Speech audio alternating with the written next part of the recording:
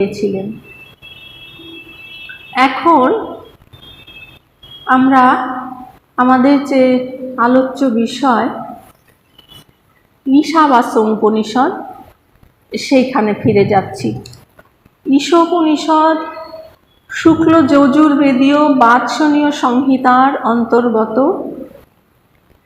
রাজা মহাঋষি যাজ্ঞবল্ক্যর নাম অনুসারে, তারই আরেক নাম বাৎসনী, তারই নাম অনুসারে বাৎসনীয় সংহিতার শেষ অধ্যায় হচ্ছে এই ঈশোপনিষদ বা ঈশাবাস্যম উপনিষদ। এখানে 10 নম্বর মন্ত্র পর্যন্ত আমাদের আলোচনা সম্পন্ন হয়েছে। আজকে আমাদের 11 নম্বর মন্ত্র আলোচনা হবার কথা। 11 নম্বর মন্ত্রে বলছেন, বিদ্যাম চা বিদ্যাম চা ইয়স্তদ বেদ উভয়গং সহ অবিদ্যয়া মৃত্যুং পীত্বা বিদ্যয়ামৃতমশ্নুতে। বিদ্যাম চ ইয়স্তদ বেদ উভয়গং সহ অবিদ্যয়া মৃত্যুং তীত্বা বিদ্যয়ামৃতমশ্নুতে। যিনি ইহ অর্থাৎ যিনি, বিদ্যাম চ অর্থাৎ উপাসনা, চ অবিদ্যাম এবং কর্ম, তৎ এই উভয়ম উভয়কেই, সহ এই পুরুষ একই পুরুষের অনুষ্ঠেয় বলে বেদ অর্থাৎ জানেন, শুধু জানেন না জেনে অনুষ্ঠান করেন, তিনি অবিদ্যয়া অর্থাৎ কর্মের দ্বারা মৃত্যুম স্বাভাবিক কর্ম ও জ্ঞান রূপ মৃত্যুকে তীত্বা অর্থাৎ অতিক্রম করে, বিদ্যয়া অর্থাৎ উপাসনার দ্বারা অমৃতম দেবাত্মভাব অশ্নুতে প্রাপ্ত হন। এর আগের মন্ত্রে আমরা জেনেছিলাম যে কর্ম এবং উপাসনার সমুচ্চয় করবার কথা বলা হয়েছে। কার জন্য?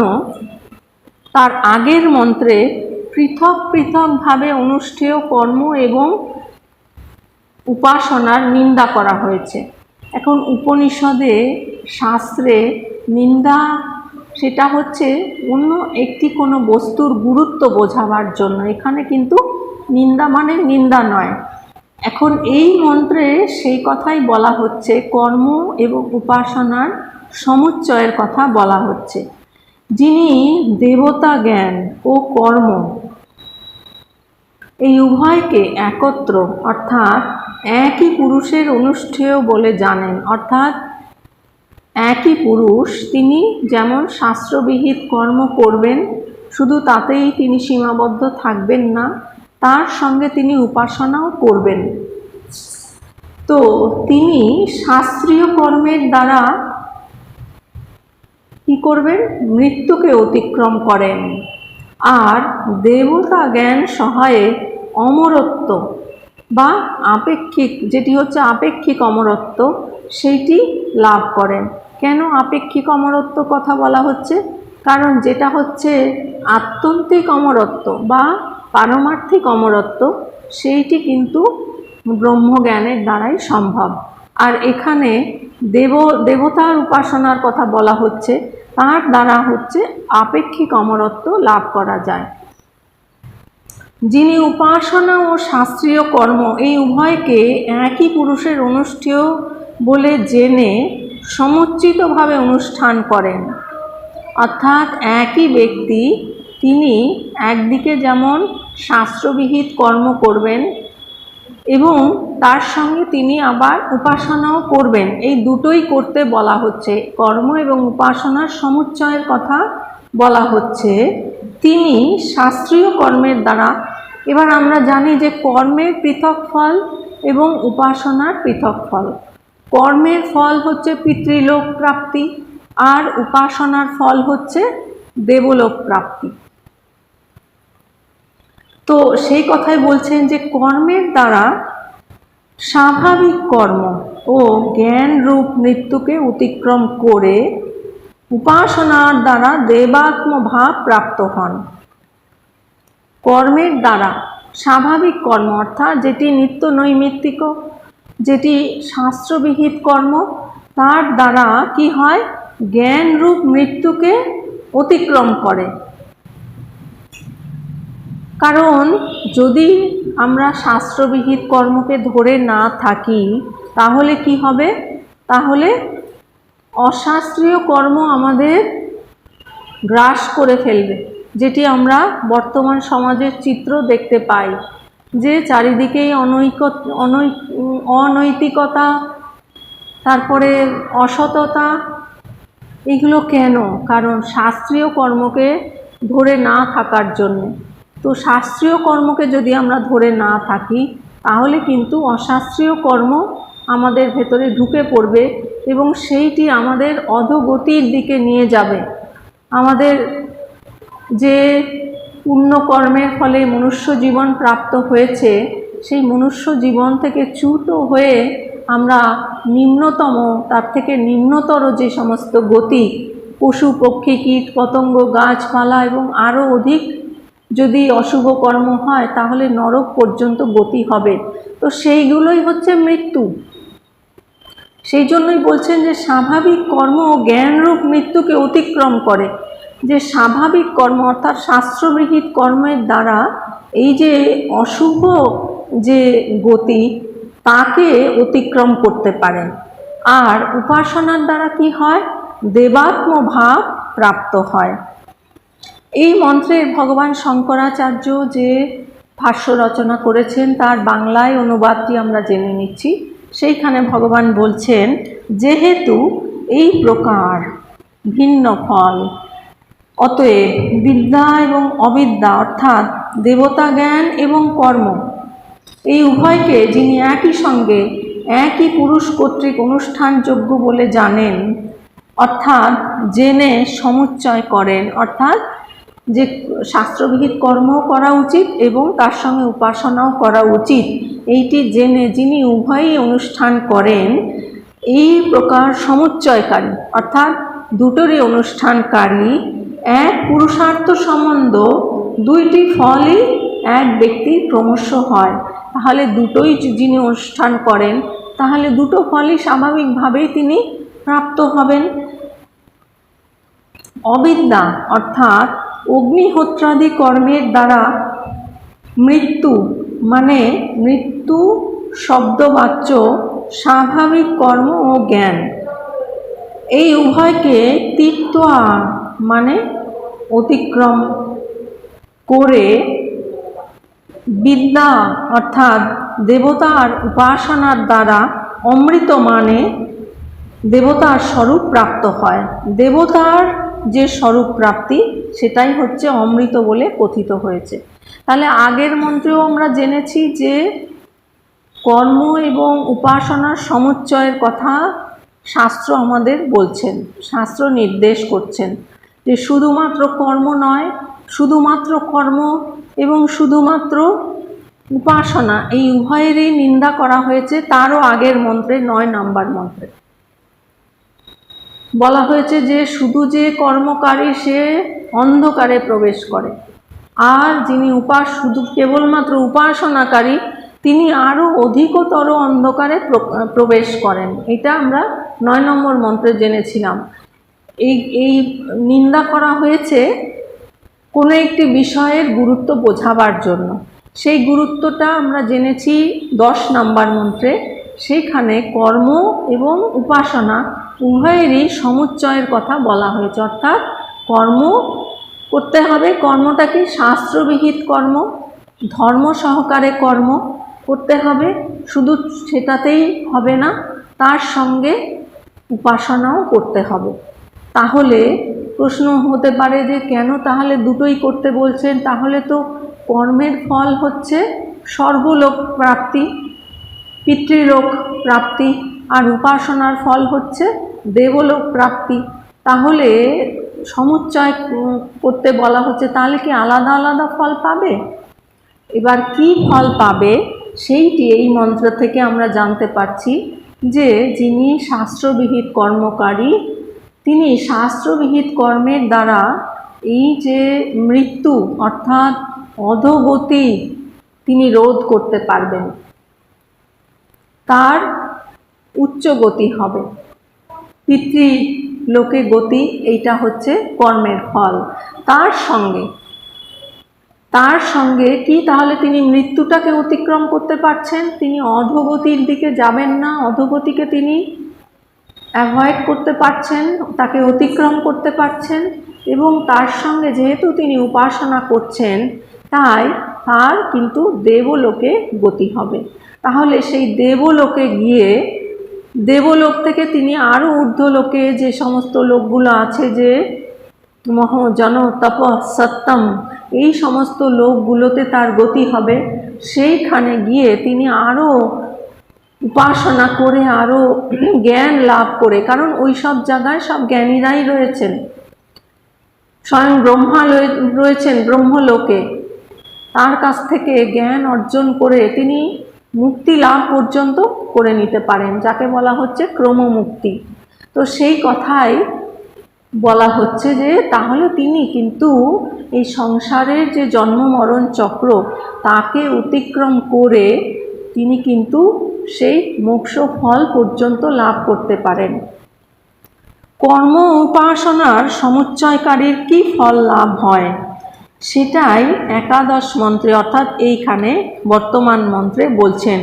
শাস্ত্রীয় কর্মের দ্বারা মৃত্যু অতিক্রম করা যায়, শাস্ত্রীয় কর্মের দ্বারা অধোগতি হবে না, পশু পক্ষী কীটপতঙ্গ গাছপালা নরক আদি এই সমস্ত গতি হবে না, অর্থাৎ এটাই হচ্ছে মৃত্যুকে অতিক্রম করা। তার সঙ্গে উপাসনা, তার দ্বারা কি হবে, অমৃতত্ব লাভ হবে। এখানে মৃত্যু মানে স্বাভাবিক জ্ঞান ও কর্ম, বাহ্য আপাত রমণীয় বিষয়ে অনুরক্ত হওয়া ইন্দ্রিয় মনের স্বভাব, তাই না? আমাদের ইন্দ্রিয় মনের স্বভাব কি, এই যে জাগতিক যে সমস্ত বস্তু যেগুলো আপাত রমণীয়, তার দিকেই আকৃষ্ট হওয়া।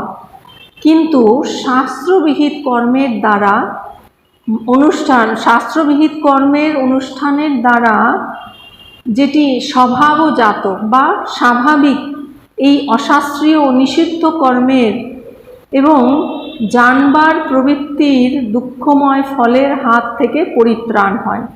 তাহলে শাস্ত্রবিহিত কর্মের অনুষ্ঠানের ফলে যেটি স্বভাবজাত, অর্থাৎ এই ইন্দ্রিয় বিষয়ে আসক্ত না হওয়া, তার ফলে কি হয়, সে কোনো অশাস্ত্রীয় কর্ম করবে না, কোনো নিষিদ্ধ কর্ম সে করবে না। আর যে নাকি ইন্দ্রিয় ইত্যাদিতে আসক্ত, সে কিন্তু ওই অশাস্ত্রীয় কর্ম এবং নিষিদ্ধ কর্ম করবে, তার ফলে তার অধোগতি হবে।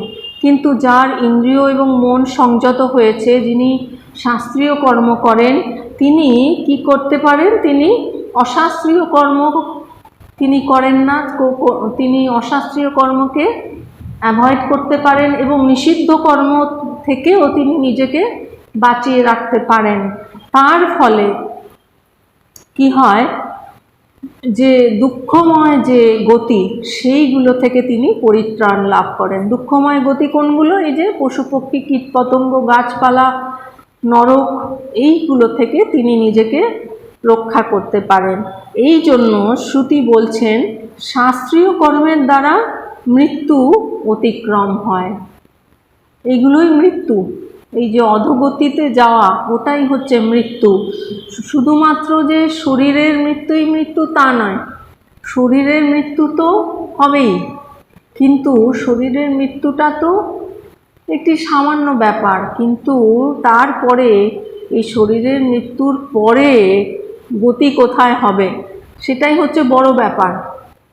সেই জন্যই আমাদের সারা জীবন ভগবান শ্রীকৃষ্ণ গীতাতে ৮ম অধ্যায়ে বলেছেন যে আমাদের মৃত্যুর জন্যে প্রস্তুতি নেওয়া দরকার। আমাদের সারা জীবনের প্রস্তুতিটাই কিন্তু মৃত্যুর জন্য, কারণ মৃত্যুর সময়টা এতই গুরুত্বপূর্ণ। সেই সময় আমাদের যেরকম ভাবনা থাকবে, সেই অনুসারেই আমাদের গতি হবে। এখন তাহলে আমাদের মনে হতে পারে, ও সারা জীবন আমি এমনি ইন্দ্রিয় বিষয় নিয়ে ব্যস্ত থাকবো আর মৃত্যুর সময় আমি ভগবানকে স্মরণ করে নেব, তাহলে আমি ভগবানকে পেয়ে যাব। কিন্তু অত সোজা ব্যাপার নয়। মৃত্যুর সময় কিন্তু আমাদের কোনো নিজের প্রতি কোনো কন্ট্রোল থাকে না, তাই না? সাধারণ মানুষের কথা বলছি, যোগীদের কথা আলাদা।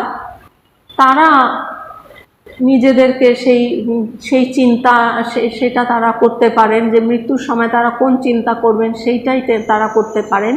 কিন্তু সাধারণ মানুষের মৃত্যুর সময় কোনো কন্ট্রোল থাকে না।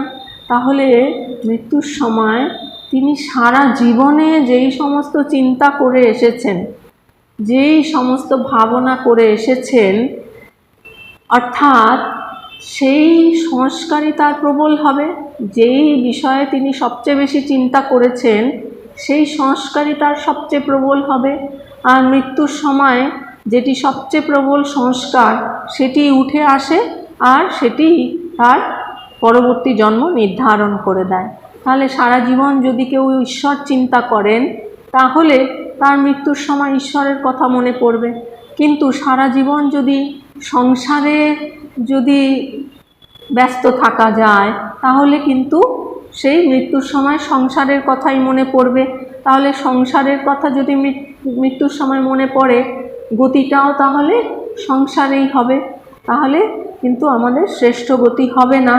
সেই জন্য আমাদের অশাস্ত্রীয় কর্ম এবং যেটি হচ্ছে নিষিদ্ধ কর্ম, এগুলো আমাদের অধোগতির দিকে নিয়ে যায়। যিনি শাস্ত্রবিহিত কর্মকে ধরে রাখতে পারেন, তিনি এইগুলোকে অনায়াসেই অতিক্রম করতে পারেন, আর তার ফলে তিনি এই মৃত্যুকে অতিক্রম করতে পারেন। আর উপাসনার দ্বারা, এটা গেল কর্মের ফল, অর্থাৎ শাস্ত্রবিহিত কর্মের ফল এটা। আর উপাসনার দ্বারা যে অমৃত লাভ বলা হয়েছে, উপাসনার দ্বারা কি হয়? সে অমৃত লাভ করে। অর্থাৎ কোন অমৃত? সেটা হচ্ছে আপেক্ষিক অমৃত। কেন বলা হয়েছে? এই অমৃতটা কিন্তু মুক্তি অর্থে অমৃত বলা হয়নি। মুক্তিটাই হচ্ছে প্রকৃত অমৃত, কিন্তু এখানে যে অমৃতের কথা বলা হয়েছে সেটা হচ্ছে আপেক্ষিক অমৃত। কারণ শাস্ত্রীয় সিদ্ধান্ত এটাই যে আত্মজ্ঞান থেকেই কেবলমাত্র মুক্তি হয়। এখানে অমৃতত্ব মানে ব্রহ্মলোক প্রাপ্তি বা হিরণ্যগর্ভের স্বরূপ প্রাপ্তি। মুক্তি ছাড়া দেব ভাব প্রাপ্তি, মুক্তি হলো না হলেও দেব ভাব প্রাপ্তি হবে, ব্রহ্মলোক প্রাপ্তি, অর্থাৎ প্রলয় পর্যন্ত সেই ব্রহ্মলোকে তিনি থাকতে পারবেন। আর গৌণভাবে অমৃতত্ব বলে শাস্ত্রে উল্লেখিত আছে। কেন? কারণ সেখান থেকে জ্ঞান লাভ করে তিনি ক্রমমুক্তি লাভ করতে পারেন। পার্থিব জীবনের ও আনন্দের তুলনায় ব্রহ্মলোকবাসীর পরমায়ু এবং আনন্দ অনেক অনেক বেশি। আমাদের এই যে জীবন, আমাদের যে আয়ু এবং আমাদের যে আনন্দ, তার থেকে ব্রহ্মলোকবাসীর আনন্দ এবং আয়ু অনেক অনেক গুণ বেশি। সেই জন্য তাকে আপেক্ষিক অমৃতত্ব বলা হয়েছে। যে যিনি ব্রহ্মলোকে যাচ্ছেন মানে সোজা ব্যাপার নয়, ব্রহ্মলোকে যাওয়া মানে অনেক কঠিন ব্যাপার। কিন্তু সেখানে গেলে, সেখানে যারা যেতে পারেন মানে তারা অনেক দীর্ঘ সময় তারা অনেক বেশি আনন্দে থাকবেন। শুধু তাই না, সেখানে সব ব্রহ্মজ্ঞরা রয়েছেন, সেখান থেকে তিনি জ্ঞান লাভ করে মুক্তি লাভ পর্যন্ত করতে পারেন। যিনি দেব দেবীর উপাসনা করেন তাকে বলা হচ্ছে বিদ্যা। আবার যাগ যজ্ঞাদি কর্ম করেন সেটাকে বলা হচ্ছে অবিদ্যা। তিনি যজ্ঞকর্মের দ্বারা অর্থাৎ অবিদ্যার দ্বারা কি হয়? অমরত্ব লাভ করেন, এবং দেব দেবীর উপাসনা অর্থাৎ বিদ্যার দ্বারা আনন্দ লাভ করেন। উপাসনা এবং যজ্ঞকর্ম উভয় ক্ষেত্রেই শর্ত হলো মানুষকে এই কাজ করতে হবে নিষ্কামভাবে। আমরা যে কোনো কাজ করি না কেন, বাধা নেই, কিন্তু সেই কাজটা কিভাবে করতে হবে? নিষ্কামভাবে। যিনি কর্মের কোনো ফল আকাঙ্ক্ষা করেন না, অর্থাৎ কর্মফল যিনি ত্যাগ করেন, তিনি কি করেন, তার কিন্তু তাতে চিত্তশুদ্ধি হয়। যিনি কর্ম করলেন কিন্তু কর্মের তিনি কোনো ফল চান না, কিন্তু কর্মের ফল তো ফলবেই, তাহলে তিনি কর্মের কোনো ফল যখন চাইছেন না, তাহলে সেই কর্মের ফলে কি হবে, তার চিত্তশুদ্ধি হবে। এমনকি সর্বলাভ হবে কামনাও তিনি করবেন না। অর্থাৎ যিনি শাস্ত্রবিহিত কর্মকারী, তিনি কোনো কর্মের ফল চাইবেন না, না চাইলে কিন্তু তারই লাভ। যিনি কোনো কর্মের ফল চান না, সেই কর্মের ফল না চাইবার ফলে তার কিন্তু চিত্তশুদ্ধি হবে। আগেই বলা হয়েছে যে বিদ্যা শব্দটিকে বিশেষ অর্থে ব্যবহার করা হয়েছে। এখানে বিদ্যা শব্দটিকে বিশেষ অর্থে অর্থাৎ দেবদেবীর উপাসনার অর্থে ব্যবহার করা হয়েছে। সেরকম অবিদ্যারও বিশেষ অর্থ আছে। তার অর্থ হলো যে কর্ম, অগ্নিহোত্র প্রভৃতি যজ্ঞকর্ম, এই কর্ম কিন্তু অবশ্য করণীয়। আর অগ্নিহোত্রাদি যজ্ঞকর্ম যদি আমরা না করতে পারি এখন, তাহলে আমাদের মনে হবে তাহলে আমাদের কি হবে, আমরা তো অগ্নিহোত্রাদি যজ্ঞ করতে পারছি না। তাহলে ভগবান শ্রীকৃষ্ণ কি বলেছেন, যে যজ্ঞের মধ্যে জপযজ্ঞ, তিনি হচ্ছেন ভগবান, জপযজ্ঞটাই হচ্ছে ভগবান স্বয়ং। তাহলে জপযজ্ঞই হচ্ছে যজ্ঞের মধ্যে শ্রেষ্ঠ। তাহলে আমরা আর অগ্নিহোত্রাদি যজ্ঞ যদি নাও করতে পারি, আমরা তো জপযজ্ঞ করতে পারি, তাই না? জপযজ্ঞ করলেই কিন্তু আমরা এই অন্য যজ্ঞের ফলও পেয়ে যাব, তার থেকে আরও অধিক ফলই পেয়ে যাব। তাই বলছেন যে অগ্নিহোত্র প্রভৃতি যজ্ঞকর্ম এগুলো অবশ্যই করণীয়। কিন্তু যদি ফলের আকাঙ্ক্ষা না করে এই কর্ম করা যায়, তবে তার দ্বারা কি হয়, চিত্তশুদ্ধি হবে। কর্মের ফল তো বৃথা যাবে না, সেই কর্মের ফলটা সে নিল না, সেই কিন্তু না নেওয়ার ফলে সেই কর্মের দ্বারা তার চিত্তশুদ্ধি হয়। কর্ম এবং উপাসনার সমন্বয়ের দ্বারাই মানুষ ক্রমমুক্তি লাভ করে। তাহলে কর্মের দ্বারা সে মৃত্যুকে অতিক্রম করে এবং তার চিত্তশুদ্ধি হয়, কারণ সে কোনো ফল চায় না। আর উপাসনার দ্বারা কিন্তু তার সেই দেবলোকে গতি হয়, এমনকি ব্রহ্মলোকে পর্যন্ত গতি হয়ে যায়। তার ফলে সে কিন্তু ক্রমমুক্তি লাভ করে। যারা ত্যাগের জন্য নিজেদেরকে এখনো প্রস্তুত করতে পারেননি, তাদের জন্য শঙ্করাচার্য এই পথের কথা বলেছেন। অর্থাৎ সব ত্যাগ করে এখনই যিনি ব্রহ্মজ্ঞান লাভ করতে চান, সন্ন্যাস গ্রহণ করে, সন্ন্যাস গ্রহণ কেন, কিসের কারণে? জ্ঞান লাভের জন্য। তো তার জন্য এখনও যারা প্রস্তুত নন, এখনও যারা সব ত্যাগ করতে পারেননি, তাহলে তাদের কি করে মুক্তি লাভ হবে? তারা কি করে উন্নতির পথে এগিয়ে যাবে? তারা কি করে অমৃতত্বের পথে এগিয়ে যাবে? তাদের জন্য ভগবান শঙ্করাচার্য এই কথা বলেছেন, এই পথের কথা বলেছেন। কিন্তু ধরা যাক দুটি পথ পৃথকভাবে গ্রহণ করা হলো। অবিদ্যার পথে অগ্রসর হলে মানুষ মৃত্যুর পর পিতৃলোকে যাবে। দুটোর আলাদা ফল যদি আমরা ধরি, যে যদি অবিদ্যার পথে অগ্রসর হয়, অর্থাৎ কর্মের পথে অগ্রসর হয়, তাহলে মৃত্যুর পরে সে পিতৃলোকে যাবে। অর্থাৎ পিতৃপুরুষরা যেই লোকে আছেন, এই পিতৃলোক অন্ধকারের রাজ্য। কেন অন্ধকারের রাজ্য? কারণ আত্মজ্ঞান থেকে এই জগৎ অনেক দূরে, সেই জগতে কিন্তু আত্মজ্ঞান লাভ করা যায় না। আত্মজ্ঞান লাভের জন্য তাকে এখনো অনেক অপেক্ষা করতে হবে। পিতৃলোকে আত্মজ্ঞান লাভ করা যাবে না, তাকে আবার এই মনুষ্য লোকে ফিরে আসতে হবে, তারপরে সে আত্মজ্ঞান লাভ করতে পারবে। তার মানে তাকে অনেক অপেক্ষা করতে হবে।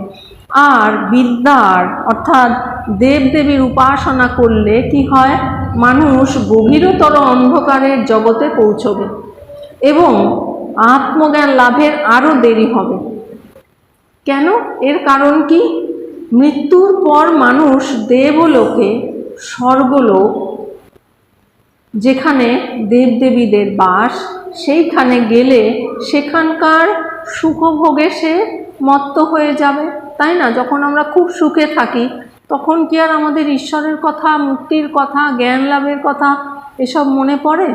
তখন আর ওগুলো মনে পড়ে না। তাই সেই দেবদেবীর লোকে গিয়ে, দেবলোকে গিয়ে খুব সুখে থাকার ফলে তাদের কিন্তু আর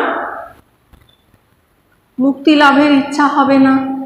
পুণ্যকর্মের ফল নিঃশেষিত না হওয়া পর্যন্ত সেখানে তারা থাকতে পারে। সুতরাং ততদিন পর্যন্ত তাদের জ্ঞান লাভের ইচ্ছা হচ্ছে না। তারপর আবার তার মনুষ্যরূপে জন্ম হয়, তার পুণ্য যখন শেষ হয়ে যাবে তারপরে আবার মনুষ্যলোকে ফিরে আসতে হবে, আবার আগের বার, অর্থাৎ যেখানে সংগ্রাম শেষ হয়েছিল ঠিক সেখান থেকে নতুন করে সংগ্রাম শুরু করতে হয়। এই এত পুণ্যকর্ম করে সেই সুখ ভোগ করে বরঞ্চ আরও বিলম্ব হলো, তাই না? মুক্তি লাভের ইচ্ছাটা সেই সুখভোগে সে ভুলে গেল, জ্ঞান লাভে তার আরও বিলম্ব হলো। এই জন্যই বিদ্যাকে নিকৃষ্টতর বলা হয়েছে, যে সেইটি কিন্তু আমাদের মুক্তির পথে আরও বিলম্ব করে দিচ্ছে। কিন্তু যদি এই দুই পথকে একই সঙ্গে গ্রহণ করা যায় তাহলে কি হয়? অর্থাৎ কামনা শূন্য হয়ে যাগ যজ্ঞাদি, ওইটার জন্য ছেলের বিয়ে অথবা মেয়ে কী বলে ছেলের চাকরি, মেয়ের বিয়ে, আবার কিংবা ওই ধন সম্পদ চাই, আমার ওই কাজটা হয়ে যাক, এই ধরনের কামনা বাসনা না রেখে যদি করা যায়, যাগ যজ্ঞাদি যদি করা যায়, অর্থাৎ শাস্ত্রবিহিত কর্ম করা যায়, তাহলে কি হয়? আর স্বর্গলাভের আশাও না রেখে, স্বর্গে যাব সেই আশাও রাখা যাবে না, সেই আশা ত্যাগ করে যদি শাস্ত্রবিহিত কর্ম যাগযজ্ঞাদি করা যায় আর দেবতার উপাসনা করা যায়, এই দুটো একসঙ্গে করা গেলে তাহলে মোক্ষ এবং পরমানন্দ দুই লাভ হয়। সে অধোগতিকে অতিক্রম করতে পারে, অধোগতির দিকে তার আর গতি হবে না, আর তার পরমানন্দ প্রাপ্তিও হবে। যাদের মন ত্যাগের জন্য এখনো প্রস্তুত নয় তাদের জন্য এই পথের নির্দেশ দেওয়া হয়েছে। তাহলে কত সহজ করে ভগবান আমাদের পথ দেখিয়ে দিয়েছেন, তাই না? এর থেকে সহজ আর কি হতে পারে? যে শাস্ত্রবিহিত কর্ম করো নিষ্কামভাবে, আর তার সঙ্গে উপাসনা করো। এর দ্বারা আমরা মৃত্যুকে অতিক্রম করতে পারি, আর আমাদের যে আপেক্ষিক অমৃতত্ব সেটিও লাভ হয়ে যেতে পারে, এবং তার সঙ্গে ব্রহ্মলোকে গতি হয়ে সেখান থেকে আমরা ব্রহ্মমুক্তি পর্যন্ত লাভ করতে পারি। তাহলে আমরা যেন এখনো যাদের মন সেই উচ্চ পর্যায়ে অর্থাৎ ত্যাগের জন্য প্রস্তুত হয়নি, তাদের জন্য ভগবানের এই সহজ সরল পন্থা খুব সহজভাবে ভগবান আমাদের বলে দিয়েছেন। আমাদের মুক্তির রাস্তা, জ্ঞান লাভের রাস্তা, উন্নতির রাস্তা খুব সহজভাবে বলে দিয়েছেন। এখন আমাদের ধ্যানের সময় আছে? সময় আছে? খুব কম, 5 মিনিট, 2 মিনিট? আচ্ছা ঠিক আছে, তাহলে আমরা এই যে ঈশ্বর যার উপাসনার কথা বলা হলো, যে দেবী দুর্গা, দেবীর আরাধনার কথা, যিনি হচ্ছেন ব্রহ্মা বিষ্ণু মহেশ্বরের সৃষ্টিকর্তা, সেই দেবী আর ঈশ্বর, দেবী হচ্ছেন সেই পরব্রহ্ম পরমাত্মার শক্তি, তারই নাম হচ্ছে ওঙ্কার অর্থাৎ প্রণব। আমরা 3 বার সেই প্রণব উচ্চারণের মাধ্যমে ঈশ্বরের আরাধনা করে আমাদের এই আলোচনা সমাপ্ত করব। সকলে জোরে শ্বাস নিন, আর শ্বাস ছেড়ে দেওয়ার সময় আমরা ওম উচ্চারণ করতে করতে ধীরে ধীরে শ্বাস ছেড়ে দেব। সকলে জোরে শ্বাস নিন।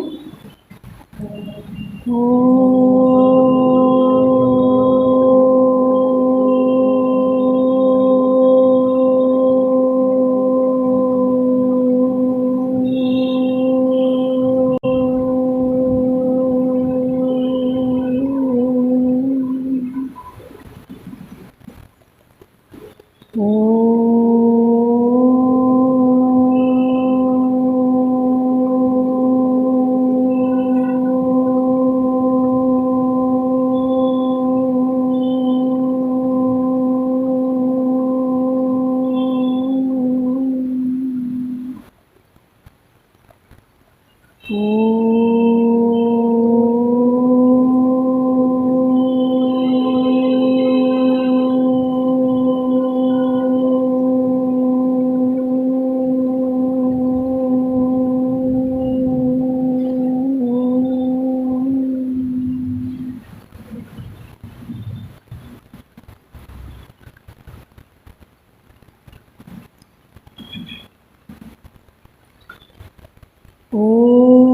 पूर्णमदः पूर्णमिदं पूर्णात् पूर्णमुदच्यते पूर्णस्य पूर्णमादाय पूर्णमेवावशिष्यते। ॐ शान्ति शान्ति शान्तिः। शङ्करं शङ्कराचार्यं केशवं बादरायणं सूत्रभाष्यकृतो वन्दे भगवन्तौ पुनः पुनः।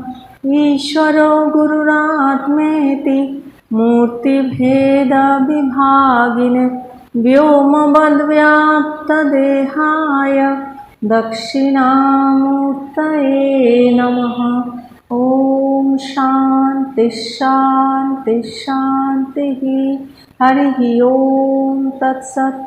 श्रीरामकृष्णार्पणमस्तु।